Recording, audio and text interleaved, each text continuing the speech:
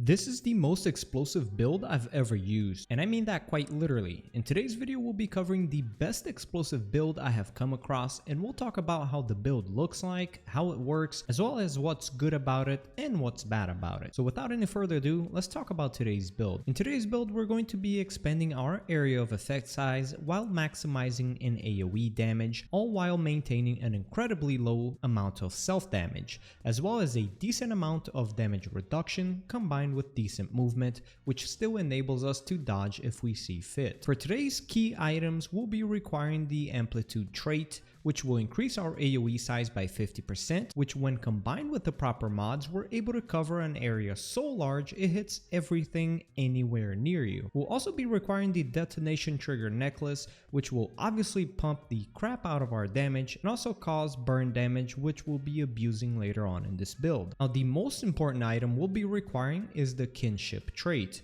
The kinship trait reads, reduces friendly fire damage dealt and received by 80%. But here's what most people don't know. For self damage, this 80% actually stacks on itself. What I mean by that is you deal 80% less fire damage to friendlies, and then you receive 80% less fire damage from friendlies. So when using an explosive fire damage weapon, which we will be using, we'll be dealing a lot of damage to ourselves. And the kinship will make it so that we deal less damage to ourselves, and then on top of that receive less damage from ourselves, to a point where we pretty much don't even feel the damage we're doing to ourselves, as you can see there in the background. We'll also be requiring the Band of the Fanatic ring, as it not only increases status effect damage by 25%, but also reduces status effect duration by 65%. Now here's why this ring is an absolute necessity. In case you're unaware, in Remnant 2, when a tooltip says reduces status effect duration by 65%, it does not mean that the status effect, for example, a burn effect, will do 65% less damage.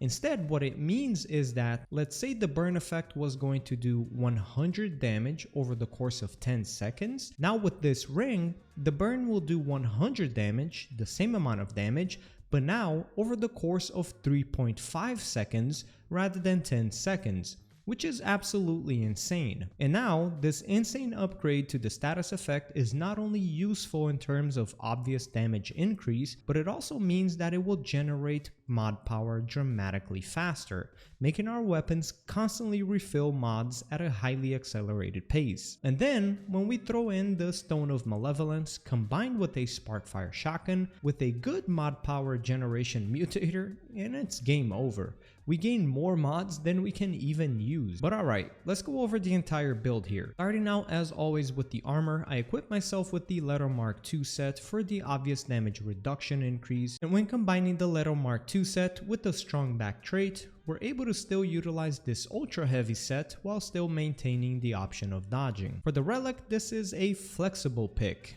Pick whatever you'd like. I use the Tranquil Heart here because I spend my entire time spamming out mods, so I kinda want something that just constantly regenerates me without me having to worry about it. For the relic fragments, this is also flexible. None of these are a must-have. They're all just extras that you can pick as you'd like. For this video, I utilized reduced mod cost just to make sure I had that infinite loop, but this is a pretty redundant pick. I also have the health and the elemental damage increase, just to get a little bit of a balance between more damage and more defenses. For the primary, in my opinion, the Sparkfire shotgun is a must-have. The burn damage that this weapon does on its own, when combined with the Stone of Malevolence and the Maelstrom mutator, generates pretty much an entire mod off of one shot or two shots at most. It's a no-brainer pick for me, which brings me to a very important part of this build, the mod for this weapon. So we use Tremor here, but you can go ahead and mess around and try different mods, and I personally did,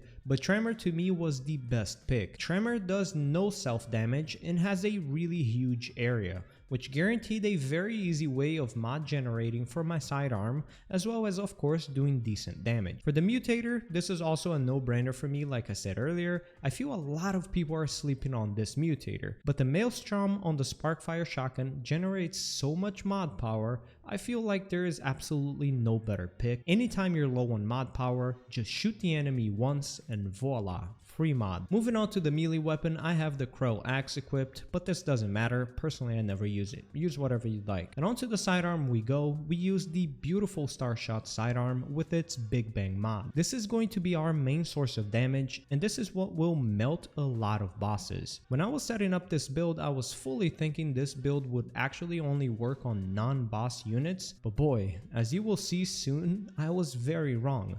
This is actually a very viable boss killing build. For the mutator on the Starshot, we use Prophecy. I experimented with everything and Prophecy just seemed to feed me more mod than any of the other options. Onto the rings and amulets here, we already talked about the detonation trigger, the Stone of Malevolence, and the Band of the Fanatic. So let's talk about the other two. We have here the Red Ring of Death, which is going to duplicate the last damaging negative status effect applied to the target, which is going to help us a lot with our burn damage, as well as with mod generation. And lastly, the Singed Ring, which increases all damage dealt to burning enemies by 10%, which is just a flat damage increase. If you want to try a specific ring with this build, this would probably be the one ring that is kind of flexible, as its use is just mostly to increase damage. So if you've got something better, this can be swapped out. Now onto the archetypes, I tried various different combinations, and this is what ended up working best for me. Archon for its obvious mod damage and crit chance increase, as well as its prime perk, which when casting a mod, it increases all mod generation by 100%. And we're casting mods like every 2 seconds, so really it just makes our mod generation unstoppable. And I use Medic as a secondary, but Medic is a little bit more flexible.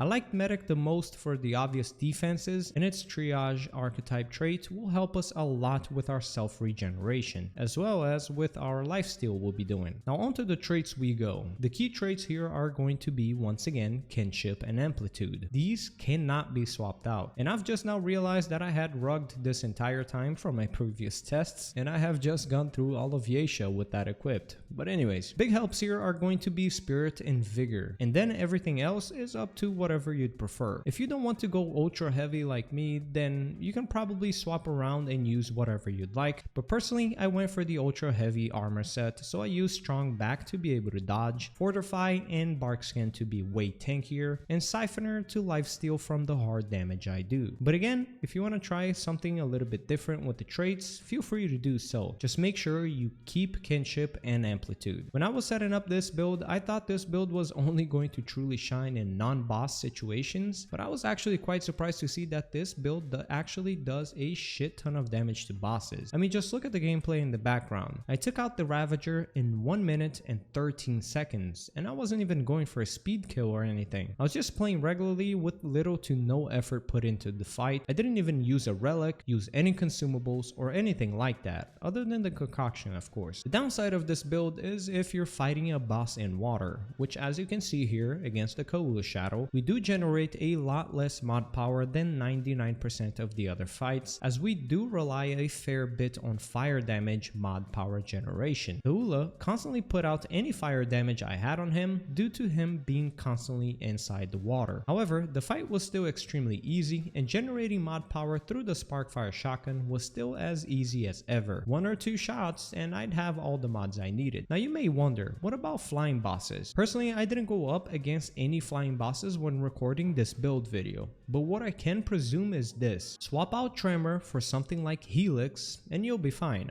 I'm pretty sure Tremor won't hit flying units, but Helix is also able to generate a lot of mod power, and the Big Bang on its own is able to generate itself back up quite often, so you'll be fine on that end. And also, you can always rely on the good old Sparkfire shotgun to generate you any mod power you're missing out on. But yeah, that'll be all for today's video. I hope you guys enjoyed the video, and definitely give this build a try. I'll catch you guys on the next one.